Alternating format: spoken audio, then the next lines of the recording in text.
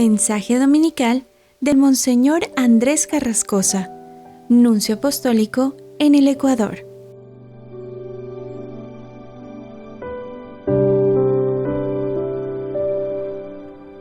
Queridos hermanos, feliz domingo. Estamos en el primer domingo de Cuaresma y el Evangelio nos presenta cada Cuaresma las tentaciones de Jesús.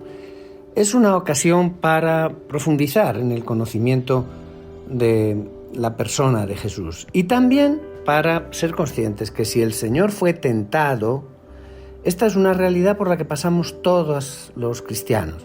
A veces hay personas que llegan a confesarse y dicen: me acuso de que soy tentado. Y yo le digo, nuestro Señor también, y los santos también, y todos somos tentados. En este primer domingo de Cuaresma, Jesús se aparece como aquel que libera la humanidad de la potencia del demonio, de la angustia y del miedo al demonio. Comienza el Evangelio diciendo que Jesús fue conducido por el Espíritu Santo al desierto para ser tentado por el diablo. Así comienzan estas tentaciones y se ponen muy en relieve al comienzo de la frase los dos protagonistas, Jesús y el diablo. Miren, el demonio, el satanismo, otros fenómenos están hoy como de moda, de gran actualidad en nuestra sociedad. En este mundo tecnológico industrializado se nos ha llenado todo de magos, de ocultismo, de espiritismo, de horóscopos, de amuletos, incluso de verdaderas sectas satánicas. El diablo, expulsado por la puerta, ha tratado de entrar por la ventana. Expulsado por la fe, nos está entrando a través de la superstición. Pero yo hoy quisiera hablar del demonio, porque hay personas que dicen: ¿pero existe realmente el demonio? La palabra demonio indica una realidad personal dotada de inteligencia y de voluntad, ¿o es simplemente un símbolo, una manera de decir para indicar la suma del mal moral del mundo, el inconsciente colectivo, la alienación colectiva, etc.? Hay muchos intelectuales que no creen en el demonio, pero grandes escritores y pensadores, Goethe, Dostoyevsky, se han tomado muy en serio la existencia de Satanás. Hay un escritor francés, Baudelaire, que no era un santo, pero que llegó a decir que la mayor astucia del demonio es hacer creer que no existe. En el Evangelio se nos habla muchas veces de liberación de los endemoniados. Pero la prueba principal de la existencia del demonio no está ahí, porque al interpretar estos hechos pueden haber influido a veces creencias antiguas sobre el origen de ciertas enfermedades, como la epilepsia, que en la antigüedad se pensaba que era una posesión diabólica, y hoy sabemos que es una enfermedad como las demás. No, la prueba verdadera de la existencia del demonio no está en todas estas personas obsesionadas con el demonio, sino en los santos. En los santos Satanás sale al descubierto. Jesús es tentado en el desierto por el demonio y esta es la prueba. Y la prueba también es que tantos santos han luchado en la vida con el príncipe de las tinieblas. No son ningún tipo de Don Quijote que ha luchado contra molinos de viento. No, eran personas muy concretas, con psicología muy sana. San Francisco de Asís, por ejemplo, una vez confió a un compañero: si los frailes supieran cuántas tribulaciones recibo de los demonios, no habría ni uno solo que no se pondría a llorar por mí. ¿Y por qué entonces algunos encuentran tan absurdo creer en el demonio? Hay quien dice que es porque se basan en los libros. Gente que pasa la vida en las bibliotecas, pero al demonio no le interesan los libros, sino las personas, especialmente las que deciden ir en serio delante de Dios, los santos. Los santos han sufrido insidias enormes del demonio. ¿Qué puede saber sobre Satanás quien no ha tenido nunca que ver con la realidad de Satanás, sino solo con su idea? Es decir, con tradiciones culturales, religiosas, etnológicas sobre Satanás. Estos tratan el argumento con mucha seguridad y superioridad y liquidan todo como si fuera un oscurantismo medieval. Pero es una seguridad falsa. Como quien presumiera de no tener ningún miedo de un león y presentara como prueba el hecho de que lo ha visto tantas veces, pero en una pintura, en una fotografía. Y entonces no ha tenido nunca miedo. Por otra parte, es totalmente normal y coherente que no crea en el diablo aquel que no cree en Dios, porque sería trágico si uno dice que no cree en Dios y dice que cree en el diablo. Una segunda pregunta: ¿qué nos dice la fe cristiana sobre el demonio? Pues lo más importante no es decirnos que el demonio existe, sino que Cristo ha vencido al demonio. Hay un pasaje de la Escritura en la carta a los Hebreos capítulo 2, versículos 14-15, que dice: Jesús ha venido para reducir a la impotencia mediante su muerte a aquel que tiene poder sobre la muerte, es decir, al diablo, y liberar así a aquellos que por temor de la muerte estaban sujetos a esclavitud por toda la vida.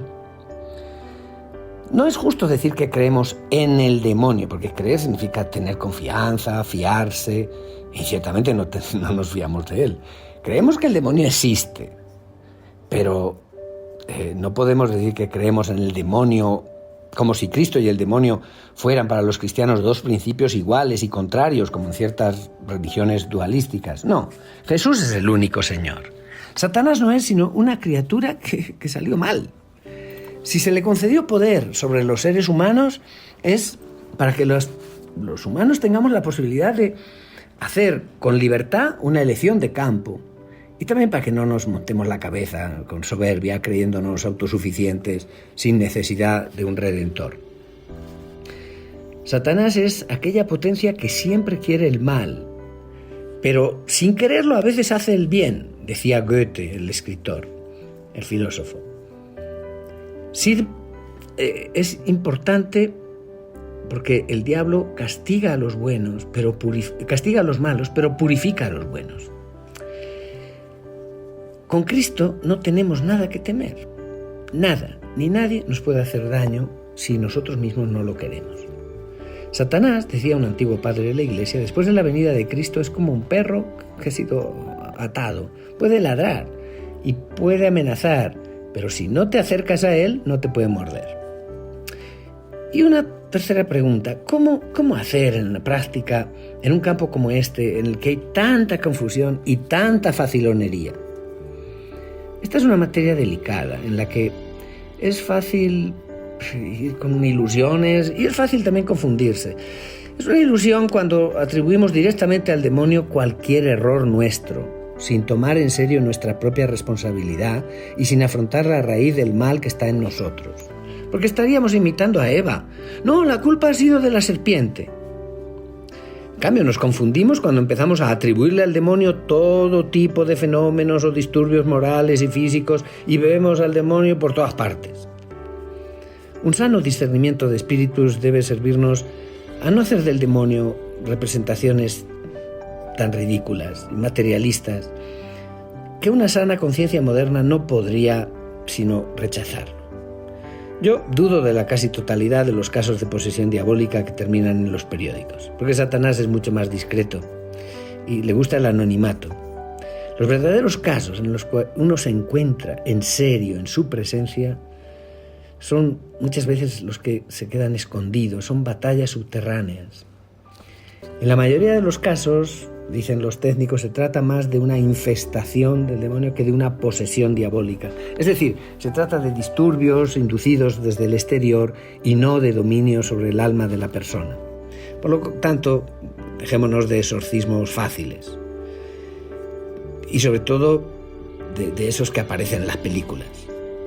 Jesús nos ha dicho que los demonios no se expulsan sino con la oración y el ayuno. Y el mundo está lleno hoy de gente que cree echar a los demonios por profesión, porque como si tuvieran poderes especiales. Y naturalmente se hacen pagar luego, muy en serio.